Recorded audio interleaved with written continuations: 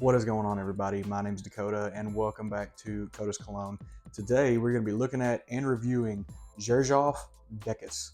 This is part of their 1861 collection, so it's got this beautiful bottle, full presentation and everything, just gorgeous. Alrighty, so this will be the first Xerjoff that I've had on the channel. I've had a few Xerjoff fragrances and I like them. There's never really been any that I absolutely just love. But there's been several that I really, really like. There's one or two that I want to try that I haven't got around to trying yet, but hopefully we can get around to those sooner than later. But as we're going to start off with, we are going to show off the atomizer.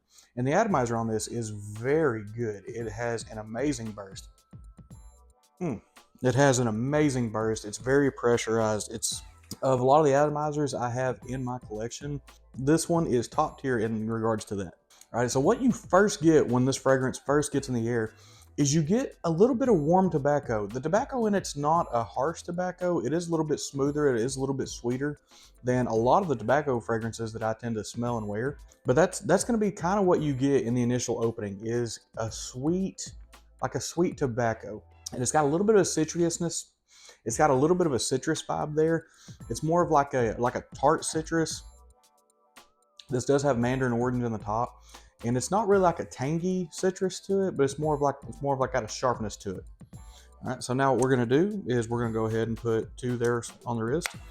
As this gets drying down, we're gonna go over the presentation, we're gonna go over the notes, and I'll be back here in a second. Alrighty, as we get straight into these notes, the top notes on this is gonna be Calabrian mandarin, tuberose, and tobacco. And you do get a little bit of that mandarin. The biggest thing that you get when you first spray this, to me, is you get that soft, subtle tobacco. It's a very smooth tobacco. It's not harsh at all. The middle notes on this are going to be benzoin, opopanax, and Italian orris root. And the benzoin on this, with some of the mineral nature of that sweetness, to me does give it a little bit of a warmth to it. It gives it a little bit of a heaviness to it. I really enjoy that.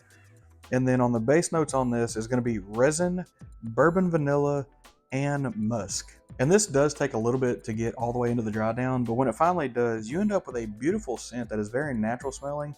Is probably not the most appealing fragrance out there, but if you're someone who likes those rich vanillas and soft tobaccos and stuff like that, this is definitely going to be a fragrance for you. But that's going to get the notes wrapped up. Let me get y'all flip back around and we'll get into it. Alrighty, and we are back. So one thing you get when this does start to dry down is it gets a little bit more in depth with some of the sweetness on this.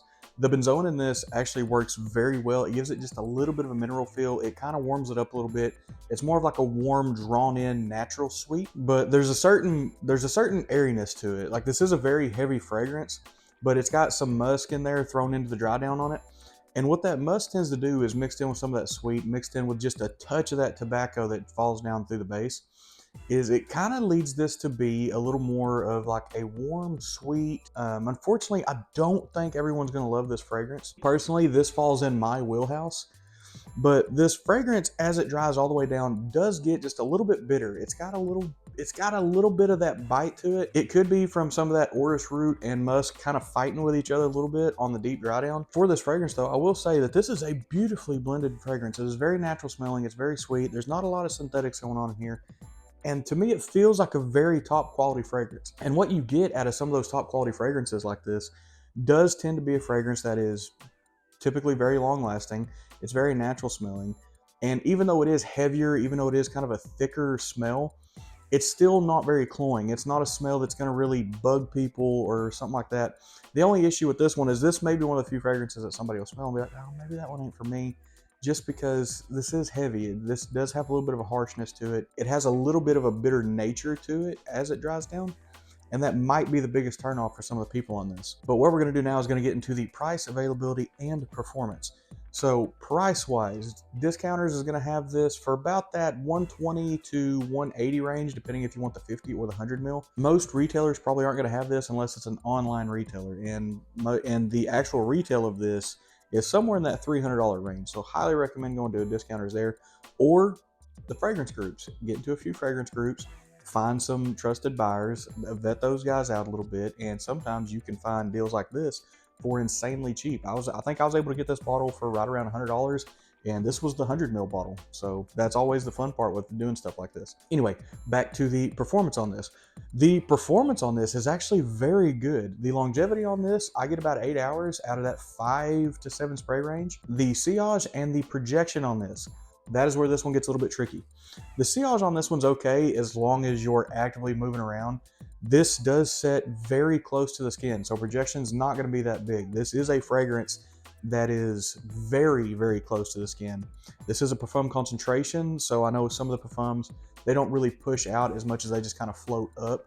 So if you're at a job where you're kind of up and moving around a little bit, this one would probably be a performance monster for you. But if you're someone who has a desk job or a stationary job, if you had a desk job, I probably wouldn't recommend wearing this to work anyway, thinking about it, just because this is a very heavy fragrance. Now, as I said earlier, I love these type of fragrances. I like the sweetness to it. I kind of like that it's got a little bit of that bitter nature to it. I like the tobacco opening. I like some of that mandarin it's got going on in there. This one kind of falls into my wheelhouse, but also understand that not everybody likes those heavier fragrances. A lot of people just like those clean, or a lot of people like just sweet, stuff like that. So I would probably not say this is office safe. But speaking of office safe, when I personally would wear this is actually going to be a new winter fragrance for me. I haven't had this fragrance very long. I picked it up out of the group. I've worn it 3 or 4 times just to try to get a good feel for it, and it's been complimented very well. I've gotten several compliments on this, actually. More than I thought I would get, as strange as that sounds, just because kind of how I viewed the breakdown on this. I have similar fragrances that to me smell similar to this, and they don't get complimented near as much as this one did. Because to me, there is a fragrance that smells eerily similar to this. Not exact by any stretch, but this, the moment I sprayed it on, actually reminded me of Carlisle by Parfums de Marly. So take that with a grain of salt. That might be something neat I could do for a video, kind of do a compare and contrast, compare this to Carlisle. Or if there's 2 fragrances that somebody thinks might smell the same or eerily similar, shoot them down in the comments. If I got them or if I can get them, I'll do like a little head-to-head competition with it and kind of see what we can come up with. But anyway, as this has dried down even more, so because I like to take breaks throughout the videos to really let these go into the deeper dry down. We're about 45-50 minutes into the dry down on this one, and some of the sweetness starts to really shine through, especially that vanilla. I'm not gonna lie, I can't pinpoint what resin is. I don't know what resin smells like, so I can't really pinpoint what that is. There is something in the base of this that I'm not too familiar with, what I think is resin. I don't know that it's a note that I love. I don't think it smells bad, but if that's what it is, I don't think it's a note that I just absolutely love either. So if I had to give this one a rating right now, I would give this an 8.5 out of 10. The only thing I'm going to knock it for just a little bit is it is extremely heavy, which I like that part, but some of the other heavier fragrances I have still have a little bit more performance and projection out of this. Longevity wise, this is great, but just that some of that projection and sillage, it kind of lacks there a little bit. The dry down on this doesn't really have that big of a change. It is kind of a linear fragrance on my skin, so I'm gonna have to knock them just a little bit for that. But all in all, to me, this is a top tier. This is a top quality fragrance. I personally really enjoy wearing this, but normally when I do those little grade scales, I try to be as unbiased as possible, and I try to do as a whole consumer, not just me personally. So that's normally why I kind of grade some of them the way I do. But I'm gonna go ahead and get in on this bottle one more time. Beautiful bottle, by the way. The whole presentation on this thing is just absolutely amazing. Gotta figure out where I can set this where I'm not gonna break it. But speaking of presentation, I actually hopped up and got the box. I just noticed the box in my shirt almost matched. Oh, I should have worn a different shirt. But one thing I'll say, that if you're someone if you're a person like myself who genuinely appreciates like full presentation and what you get for your money, go ahead and try to do this without breaking it. This has, I think these are called coffinettes or something like that. This has a beautiful inlay that just sets down in there. When you first get the fragrance, it's got, oh wait. So one thing I went ahead and put the fragrance back in here. One thing I absolutely love is you have everything about this just top tier quality. And then when you open it, that's what you're met with. And then you flip these out of the way, and it's just, that is a quality presentation right there. Trying not to drop this bottle because I would cry. But yeah, it's got a little inlay in it and everything. So as far as like quality presentations go, this one might be one of the better presentation ones I have. So yeah, just wanted to touch on that a little bit, but just to kind of show you where some of that money is going, is you do get an amazing full presentation for your money. It's not and some people's only going to care about the scent. Some people are only going to care about the scent profile. Me personally, I like to keep some of the nicer boxes and stuff like that. Stuff like this, I really enjoy keeping these just because you get to kind of play with it a little bit.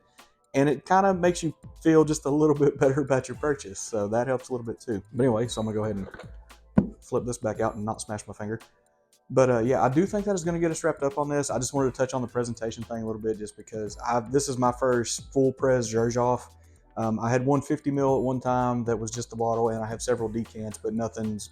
I never got the full thing. So y'all go ahead and get on us one more time. Yeah, just absolutely beautiful. But that is going to get us wrapped up. As always, thank you everyone for watching. Thank you everyone for subscribing, for sticking around, for staying tuned to listen to these videos and listen to me ramble on about how I think stuff smells. So genuinely, thank you. And as always, thank you for watching, and we'll see you next time.